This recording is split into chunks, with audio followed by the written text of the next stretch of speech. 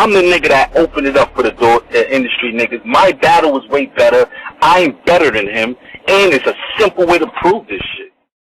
That's all that's coming. Another white man trying to tell us how to fix shit. Like, but Big T, big dumbass probably say that, but he gonna get smoked saying that stupid shit. So what's your prep like in general? What you could obviously prep late. You know what I'm saying? Matter of fact, let's double that back. What's one of your top 3 performances you think? Pat, JC. JC is up there. I ain't gonna lie. The JC shit, that shit aged crazy. I hate all of the fake fraud in the raps they say to you. I crack his head like a macadamia. Snap his trachea. It's too flooded in the ring. This shit WrestleMania. I'm in a Rolls Royce, whipping a ghost. It's Castlevania.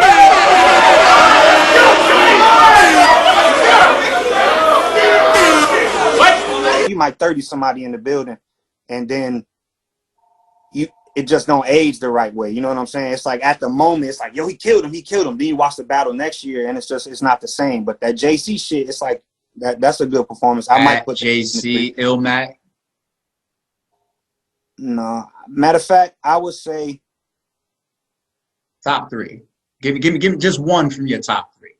Just one. The JC, Head Ice, and Ill Will probably. I say, look, man, for the stash next door, Ned Flanders, the clip falling off the hip, wet Pampers, a big one hit your chest, Fred Sanford, who's Fred? Come on. Let's take the Head Ice performance first. How was your prep for that? First of all, how long did it take you to complete those 3 rounds? Bro, that was a real short prep. Okay, if you remember, I think I battled Show Off like a week after that, right? I think so. And I had a battle like 2 weeks before that. That was the year I was taking that battle. So that wasn't the prep. It's always the same. It's usually, bro, my best prep is 2 weeks. 1 week to write. Like if I have 3 rounds done with a week left, you'll never see him again. You'll never see him again. That shit don't really happen that much. That's my best ideal scenario, to have all 3 rounds done a week in advance. I think that's only happened a few times, bro. And that was when I was scared to death. Like, oh, you about to fuck up. You about to fuck up. You about to fuck up. Now it's like, man, I don't know. Have you ever taken 5 or 4 weeks to prep? Never? I don't usually have that luxury, bro. I don't usually have that luxury. But what if you're given that luxury? What if you get? Yeah, I feel because you've been booked more than a month out, like even for Big T. You know what I'm saying? Yeah. But it's like this the thing, bro. Like and not to make the conversation always come back to money or to complain or no shit like that. But when we see these big, huge battlers that people praise all the fucking time, like these guys get locked in with like 3 months, fucking $50,000, $40,000. So they literally they can just chill for those fucking 4 months and just fucking sit there and write raps and stink every day. I can't. If I could do that, man, listen, you'll never see him again. That's gonna take me off of your prep and take me into that topic that's going around right now, then, because you're talking about like some of these guys that can sit down on a $26,000 deposit or something like right. That. What do you think about that topic? Like, what do you think about Hollow's position? What do you think about residuals? What do you think about you think that you should be getting, let's say, off of whether it's URL, King of the Dot, RBE? Do you think you should always be getting, a $26,000 deposit and a $50,000, total battle? Do you think that that's your draw? And if not, do you think that you should be getting residuals? What do you think about the business and Hollow's blog and all that type of stuff going on right now? Because you've done business with every league. Yeah. First off, like we all know, you don't get what you deserve, you get what you negotiate. Everybody, like, that's the first rule of business. You don't get what you deserve, you get what you negotiate. First off. So I don't feel bad for any battler that signed a contract and is coming back like, oh, we're trying to do. I've been saying this shit since I first came in. Once I was watching from the outside, I was thinking, oh, no, these motherfuckers getting some money. Then once I got into it and I seen the other side, oh, no, this shit is unfair over here. I'm out. This shit is not the way it's supposed to be. nobody gave a fuck then. All of these battlers before us that was getting the 20,000s or 30,000s, they never gave a fuck about my class, like me, Chilla Jones, Ill Wills, like these class of kids that came after them. They didn't try to help us. They would even like shit on us every fucking chance they got. Like, oh, you motherfuckers, y'all ain't even, y'all day two, or y'all this and that, or like they would know it was a huge gap. Like, I'm not saying that somebody coming in the game should be getting the 50 racks or the 40 racks that this person is getting. But to have a kid fresh out the gate getting like fucking $500 to $1,000 a battle on the same card as a kid getting 50, it's like, it's not in the same. Now, if you're never heard of, that's cool. I dig it. But there's battlers that'll put in some work, 5 or 6, and it'll just be a huge fucking gap. So there is work that needs to be done, but it's also, every situation is unique. I know not every card you're not going to get the big bag. You're going to have to, there's going to be smaller events that you might not be able to sell tickets, or you might not do this and that. So every situation is unique. But the shit start getting tricky when battlers start thinking league owners and them are really, really family or really, really friends. And like, yo, bro, we just don't got it right now. Just do this. Welcome to the family. I can't tell you welcome to the family. I can't call you my brother every video. What's wrong with that? Welcome to the family, man.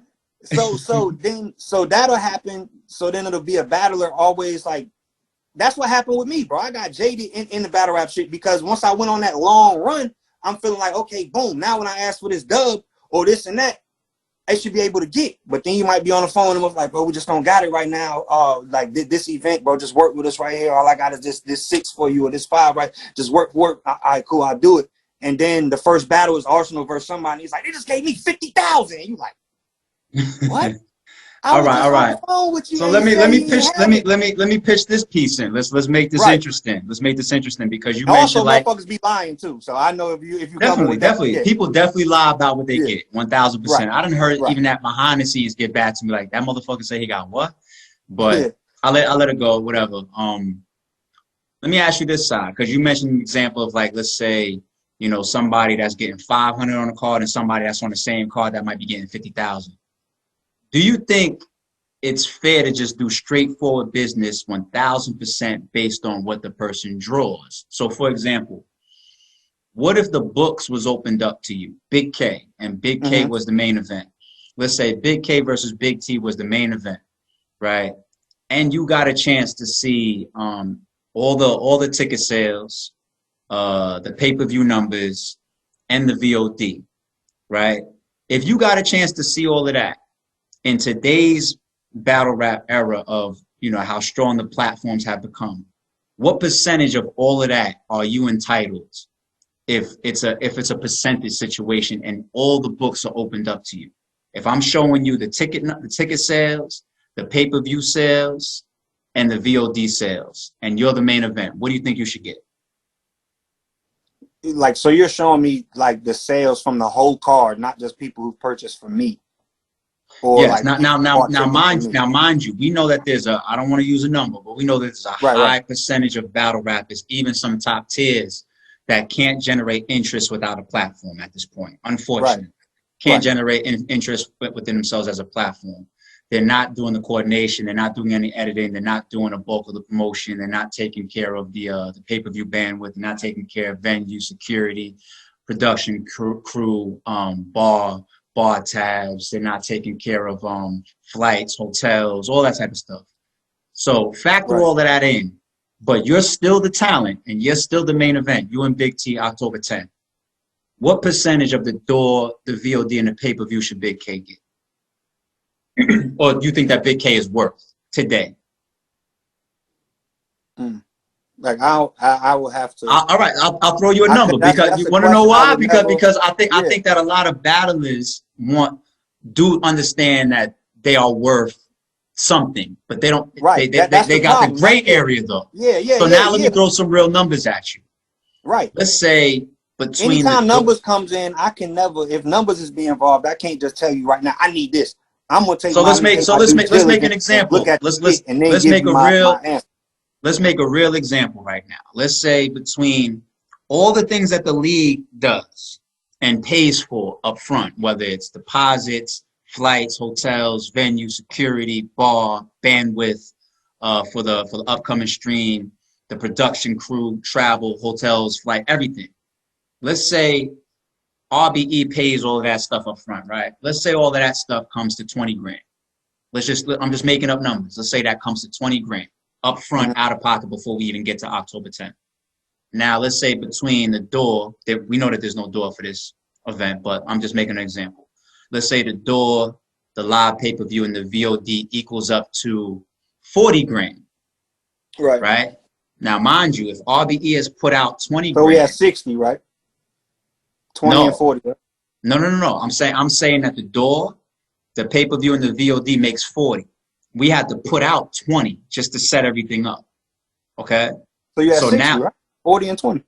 No, because we put out 20, but we made back 40, which means that we're only at a plus of 20. Oh, okay. I got you. Okay, so now we're at a plus of 20 now.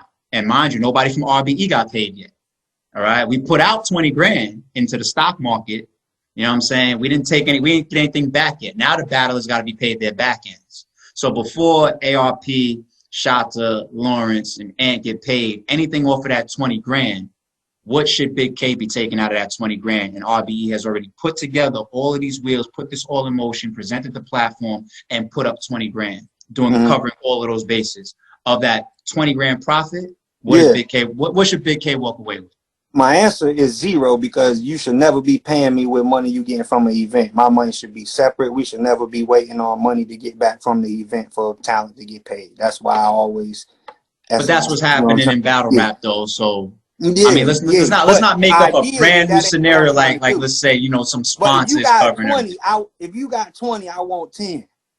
To be honest with you, and then we straight. Yo, now here's the fucked up part. Now here's where these arguments start to happen. Now watch this. This. We put up the 20 with all the risk. You got no risk because your contract says that you got 10 guaranteed. So even if we didn't make 40, even if we only made 30, I still got to pay you 10 because I'm bound to you by contract. So I got all that risk, all that weight on me, right? I'm only up 20 now. So mind you, I said RBE didn't take a dime yet. You know what I'm saying? Yeah. Big K now takes 10 of that 20, right? You still got Big T. That's only 2 people. Big T gets 1,500 for sure. Okay, so cool. So now we at 1,150. 500. Right? My bad. 500. He gets 500, right? 200. 200. All right. So we had 10 too.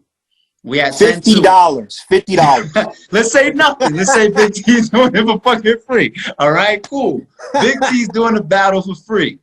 There's 10 grand left. What about the rest of the card? And what about RBE? How do we divvy that out? Let's say it's five battles, so there's 10 people on the card. Your first mistake was having so many damn partners. To be honest with you, you got way too many partners. It should just, you know what I'm saying? You got like 6 people that work at RBE. So there's 4 of us, right? Nobody has touched no money yet. I just want to know what the battlers should get. Don't worry about RBE. The company always gets paid last. That's just how it's set up. Well, that would be a terrible, terrible small card, bro. Like, I mean, battlers would be getting like what? Like 4 to 5. 3 to 4, 3 to 5, somewhere around there. If everybody is going to be eating fairly, but that ain't usually how it's going to go. They're going to take $2,000 to pay all the battlers with, and then the rest of that shit, they're going to DR. You know what I'm saying? So the scenario that I just want to created, give the MCs the opportunity to basically just build up their profiles and complete the objective. You know what I'm saying? So the scenario that I just said of putting out 20, pulling back 40, which covers the initial 20. So now you got 20 now to take care of all these back ends. This is what really happens a lot of times now. And you wanted 10 of that 20. And like I just said, you got the whole rest of the card to pay off.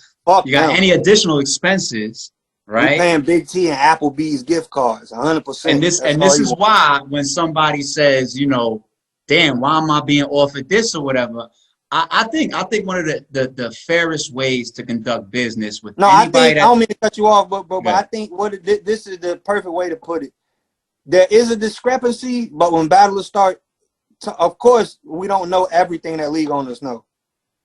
But there is a discrepancy, and that's the only thing. Like, I agree there's a problem, but I can see both sides. I don't agree with neither side. None of that shit got to do with me, and it never will.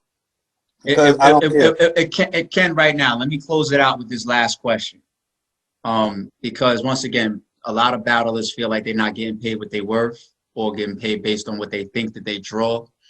Will you battle Av for a situation that I just mentioned where the books are open to you and you're willing to take a percentage of what you really draw for that battle, you and Av? Would you be willing to do that? I don't know. So slippery. I mean, I can't say yeah. I can't. I don't know. I have to think about it. I don't know. I really don't know, bro. I think you should think about it because I think that's a dilemma that a lot of people bump into. I think a lot of people have numbers in their head that they believe that the battle or they themselves are worth, but because they don't know what is being generated on the back end, there's only one way to prove it.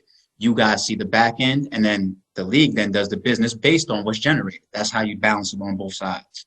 So, you know, I think we can do a situation like that because word on the street is you want like 100 grand to battle Av. So not 100. Not just 100. 90. You good with 90? Nope. They gotta dub me if they love me, man. They gotta dub me if they love me. That's the game. Yo, man. what's the story with you and Av?